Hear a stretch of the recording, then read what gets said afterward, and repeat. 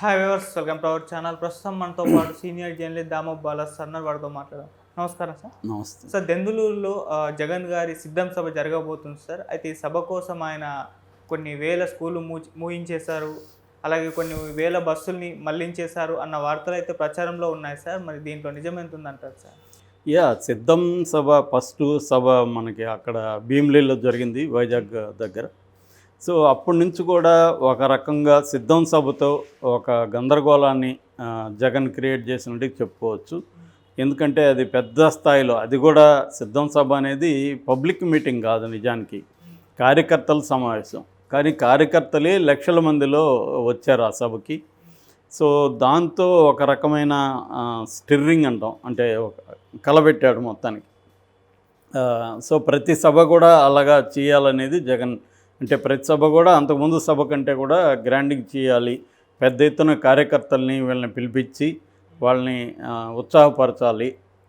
So రెండోది ఏంటంటే రాష్ట్ర వ్యాప్తంగా ఒకే రకమైన సందేశాన్ని ప్రజల్లోకి తీసుకెళ్ళాలి, గందరగోళం ఉండవద్దు, ఒకే రకంగా ప్రజల్ని మోటివేట్ చేయాలి అనేది. అది కూడా ప్రత్యర్థుల మీద విమర్శల కంటే కూడా ఈ 5 ఏళ్లలో జగన్ ప్రభుత్వం ఏం చేసింది, ఏ రకమైన సంక్షేమ కార్యక్రమాలు చేసిందో ఆ సంక్షేమ కార్యక్రమాలు ఎలా జనాలకు ఉపయోగపడ్డాయి అనేది ప్రధానంగా చెప్పాలి. దాని తర్వాత జగన్ని మన పవన్ కళ్యాణ్ని చంద్రబాబు నమ్మకండి, వాళ్ళిద్దరూ రకరకాల మోసపూరితమైన హామీలు ఇస్తారు కానీ నెరవేర్చరు. గతంలో చంద్రబాబు అనేక హామీలు ఇచ్చాడు, నెరవేర్చలేదు. సో నేను 100% నెరవేర్చాను. రెండవది, ఎక్కడ అవినీతికి తావు లేకుండా మీ దగ్గరికి చేరాయి. సో దాన్ని కూడా బటన్ నొక్కుడు అని విమర్శిస్తున్నారు, కానీ ఆ బటన్ నొక్కుడు కార్యక్రమం వల్లనే మీ దగ్గరికి ఎక్కడ దానేమంటే లీకేజెస్ లేకుండా. గతంలో అయితే 100 రూపాయలు ఆయన ఇస్తే 60 రూపాయలు మనకు వచ్చేది, 40 రూపాయలు వాళ్ళు తింటారు. ఒక్కోసారి రివర్స్ కూడా జరుగుతుంది, 60 రూపాయలు తిని 40 రూపాయలు వస్తుంది. ఇప్పుడు అటు కాకుండా 100 అంటే 100 చేరుతుంది. ఇటువంటి అంశాలని బలంగా జనంలోకి తీసుకుపోవడానికి ఈ సిద్ధం సభల్ని రెడీ చేస్తున్నారు.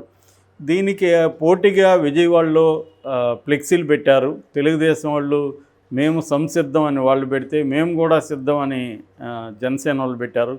మీరు కూడా దేనికి సిద్ధం అని వీళ్ళు కామెడీలు చేస్తున్నారు.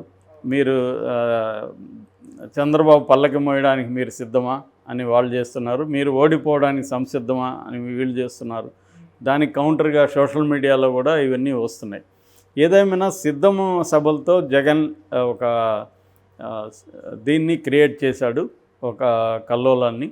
సో ఇప్పుడు ఏంటంటే ప్రతిపక్షాలు తీవ్రంగా ఫోకస్ చేస్తున్నాయి సిద్ధం దీని మీద, మీడియా ముఖ్యంగా. ఈ సిద్ధం సభకి ఎలాంటి ఘోరాలు చేస్తున్నాడు జగన్ అని తెలుగుదేశంకి సంబంధించిన పత్రికలన్నీ కూడా విపరీతంగా రాశాయి. వాళ్ళు చెప్తున్న దాని ప్రకారం ఏంటంటే 7 జిల్లాల్లో స్కూళ్ళు మూసేశారు. అసలు సిద్ధం సభల కోసమే ఇంటర్మీడియట్ ఎగ్జాము, ఎన్విరాన్మెంటల్ ఎడ్యుకేషన్ దాని మీద జరగాల్సిన, ఈరోజు ఉండాల్సిన దాన్ని కారణం ఏమీ చెప్పకుండా 23కి పోస్ట్పోన్ చేశారు. దానికి కారణం 7 జిల్లాల నుంచి జనాలు తరలిస్తున్నారు కాబట్టి బస్సులు కానీ ఇట్లాంటి ప్రాబ్లం ఉంటుంది, అందుకని దాన్ని చేశారని చెప్తున్నారు. మేబీ ఇది జగన్ చెప్పి చేశాడా, లేకపోతే బస్సులు ఇవన్నీ ప్రాబ్లం అవుతుంది కాబట్టి విద్యార్థులకు ఇబ్బంది అని వాళ్ళు చేశారా తెలియదు. వాళ్ళైతే కారణం చెప్పలేదు. మొత్తానికి దీనివల్ల జగన్ 5 లక్షల మంది విద్యార్థి జీవితాలతో ఆడుకున్నాడు అనేది ఈ పత్రికలు రాశాయి. ఇక రెండవది ఏం రాస్తున్నారంటే వీళ్ళు దాదాపు 7 జిల్లాలలో ప్రైవేట్ స్కూల్స్ని మూసేస్తున్నారు అనేది కూడా రాస్తున్నారు. ఎందుకు స్కూళ్ళు మూయాల్సిన అవసరం ఏముంది 7 జిల్లాల్లో అన్నప్పుడు, ఈ ప్రైవేట్ స్కూళ్ళల్లో దాదాపు 1000 బస్సుల్ని ఇవ్వమని టార్గెట్ పెట్టారు.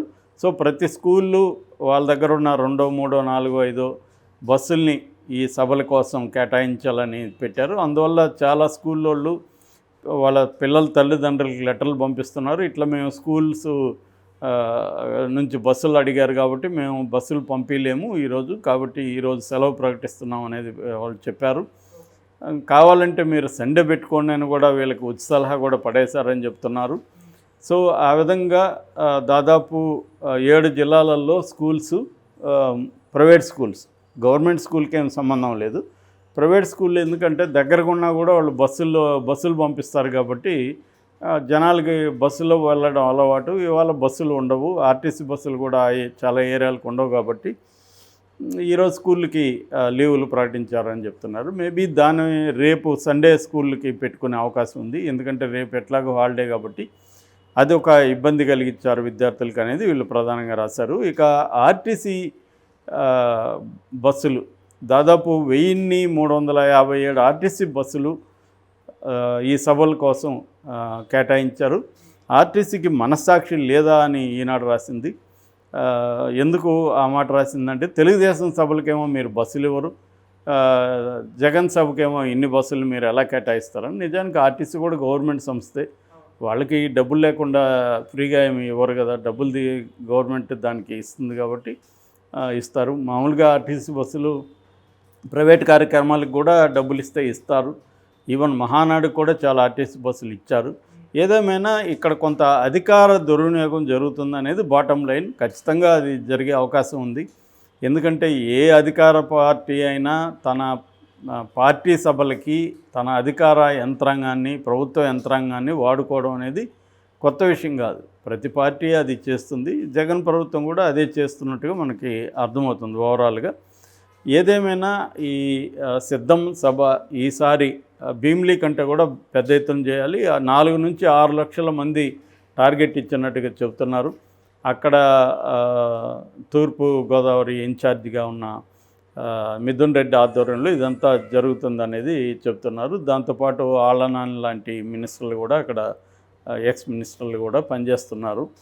సో జగన్ టార్గెట్ ఏంటంటే ఈరోజు ఈ గోదావరి జిల్లాల్లో మన ప్రజెన్స్ని బలంగా చూపించాలి.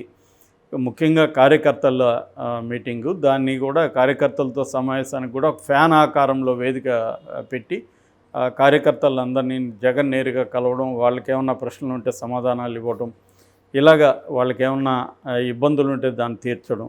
అంటే ఇప్పటి వరకు జగన్ మీద ఉన్న విమర్శ ఏంటంటే కార్యకర్తల్ని పట్టించుకోలేదు, ఓన్లీ జగన్ వర్సెస్ జనం అన్నట్టుగా ఉండిపోయింది.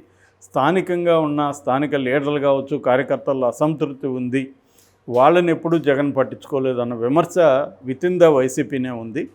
సో అదొకటి. రెండవది, చాలామంది రెడ్డి సామాజిక వర్గానికి సంబంధించిన వాళ్ళు కూడా జగన్ పట్ల కోపంగా ఉన్నారు. దానికి ప్రధాన కారణం అనేక చిన్న పెద్ద పనులు చేసిన రెడ్డి కాంట్రాక్టర్లకు అందరికి కూడా ఎవరికి డబ్బులు ఇవ్వలేదు జగన్ అని.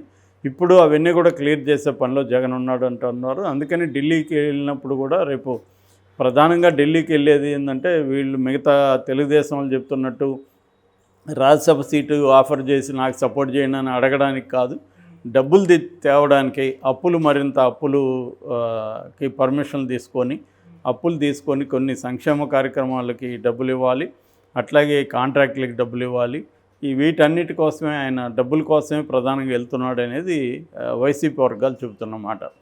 అంటే ప్రధానంగా ఏంటంటే జగన్ ముందు ఏ ఇష్యూస్ పెండింగ్లో ఉన్నాయో వాటినంతా ఈ లోపల క్లియర్ చేసుకొని ఒక పాజిటివ్ టోన్తో వెళ్ళాలి. ఏ వర్గాల్లో అసంతృప్తి ఉందో ఆ వర్గాన్ని సాటిస్ఫై చేయాలి. ఇప్పుడు జాబ్ క్యాలెండర్ అనేది జగన్ ఇచ్చిన హామీల్లో నెరవేరని హామీల్లో అదొకటి. సో దానికి సంబంధించి డిఎస్సి మిగతా చిన్న జాబ్స్ కార్యక్రమాలు మొదలు పెడుతున్నారు. సో దానివల్ల నిరుద్యోగులు కొంత అసంతృప్తి తగ్గుతుందనేది జగన్కున్న ఆలోచన.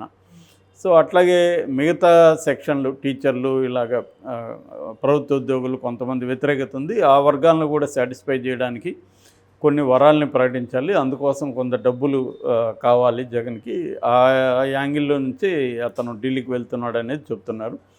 ఢిల్లీలో కూడా బీజేపీ జగన్ వైపు పాజిటివ్గానే ఉందని చెప్తున్నారు. ఎందుకంటే వాళ్ళు ఈసారి ఒత్తులేకే వెళ్ళకూడదు, ఆంధ్రప్రదేశ్లో ఇండిపెండెంట్గా పోటీ చేయాలి, జగనే మన మిత్రుడు, జగన్తోనే కంటిన్యూ అవుదాం అన్న ఆలోచన వాళ్ళకు ఉన్నట్టుగా చెప్తున్నారు. అందువల్ల జగన్ ఏ వరాలు అడిగినా కూడా ఇవ్వడానికి వాళ్ళు కూడా సంసిద్ధంగానే ఉన్నట్టు చెప్తున్నారు.